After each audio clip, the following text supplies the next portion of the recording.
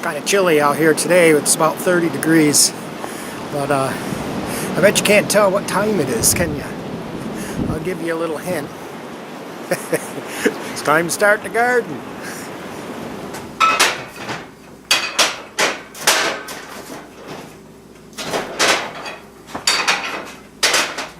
I like to start my seeds using these propagation trays.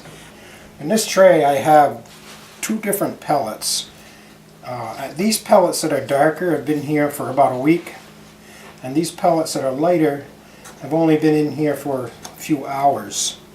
They start out looking just like this little wafer, and when you add water into the tray, the pellet soaks up the water and expands. Once the pellet has expanded and softened enough, you can put your seed inside of the pellet. Once you've planted your seeds inside the pellets, these propagation trays come with a little top on them, and that top just slips right on like this. And I also like to use a little heating pad to go underneath it that heats it up, and this top acts like a little mini greenhouse.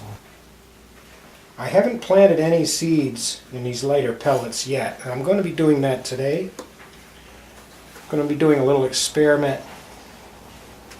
I'm going to start with my yellow crookneck summer squash, and I also have some zucchini seeds I'm going to be using. Normally I just plant these right in the ground out in the garden, but this year I'm going to try starting them indoors and just transplanting the plants later on when the weather is a little more favorable. Now I have 6 rows here, so I'm going to plant 3 rows to the yellow summer squash and the next 3 to the zucchini. It's recommended that you plant 2 seeds per pellet, just in case one doesn't germinate. You'll still have a pellet with a plant. I'm not going to do that in this case, simply because these seeds for the squash are quite large, and if all these don't germinate, I'm not too concerned about it. I'm going to have more than enough. And if they don't germinate, I'll just plant them outside in the garden and see what if the plants actually yield fruit any quicker than just putting the seed in the garden. In fact, I might do that anyway, just as an experiment, to see if this really makes much of a difference. I'm thinking that the shock of transplanting the plant in the garden might outweigh the benefit of just direct seeding. So we're going to give that a shot, and I'll compare the two and see how that goes. Now I have 3 seeds and 3 pellets, and I like to use like a sharp implement to help plant these. In this case I'm just using a small flat-headed screwdriver, and I just kind of dig it out a little so I can get the seed all the way in there, and then just cover it up. Now I'm going to go through and finish these all up. Now as I'm doing this, I like to put my seeds in first, and once I have all the seeds in, then I'll go back and plant them like I did here and cover them up. That way there I remember where I left off, and I don't end up putting more seeds than I want in each pellet. Okay, I have planted my summer squash and my zucchini, and I've marked on my yellow tape what I've planted where, and I have also recorded everything in my journal. I have a little garden journal, and in this journal I keep track of the date that I planted, where I started them. In this case they were started indoors, and I put down the type of seed that I planted and how many plants. That way there I can keep track of the different varieties and how they germinate and if I like them and want to use them again. In this case, the zucchini, now I'm probably going to butcher this name, but it's Costata Romesco zucchini, and this is an Italian heirloom variety.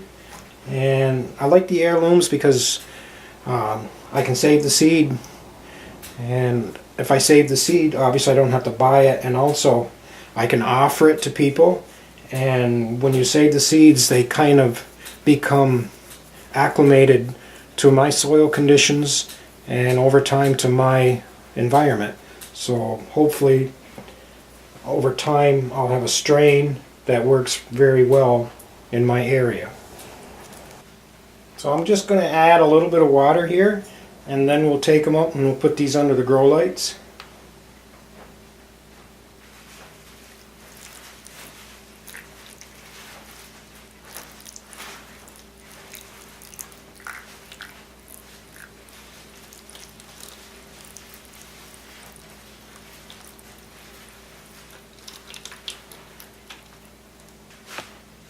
Got my little helper here with me today.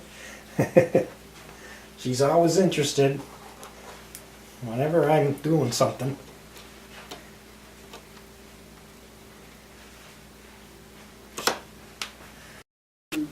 This is Miss Kitty. You want to say hello, Miss Kitty? Say hello.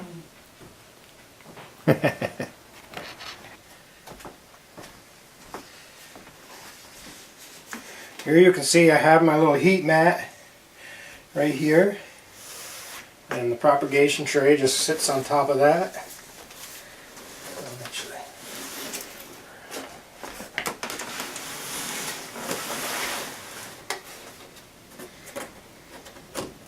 These are some trays that I started earlier. I started these yesterday, and this one here I started a week ago.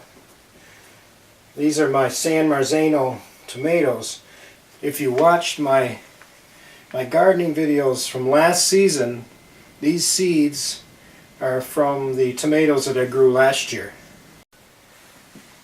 Now you can see how this acts like a little mini greenhouse, and you can, I don't know if it'll show up on camera, but the water just condenses all inside of this plastic cover. You can see it running off there.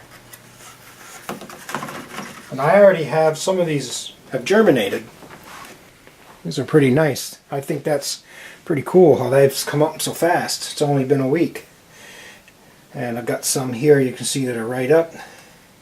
And I got some little tiny ones that are just starting to come up.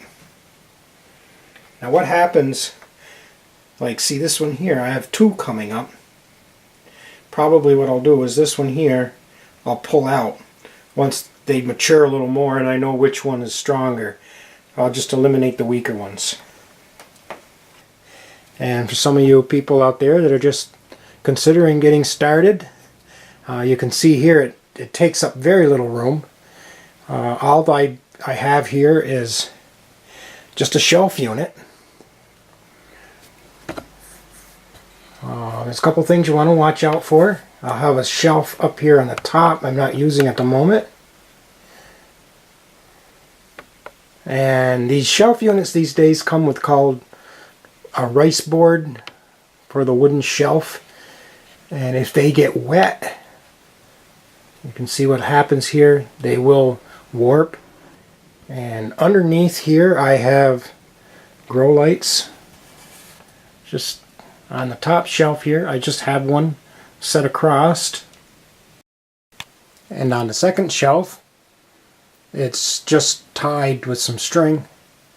Well, thanks everybody for tuning in and watching the video. If you're a lover of freedom and you believe in free speech, I urge you to please support my channel on Brighteon.com. I'll leave a link in the description. And have a nice day, and we'll see you next time.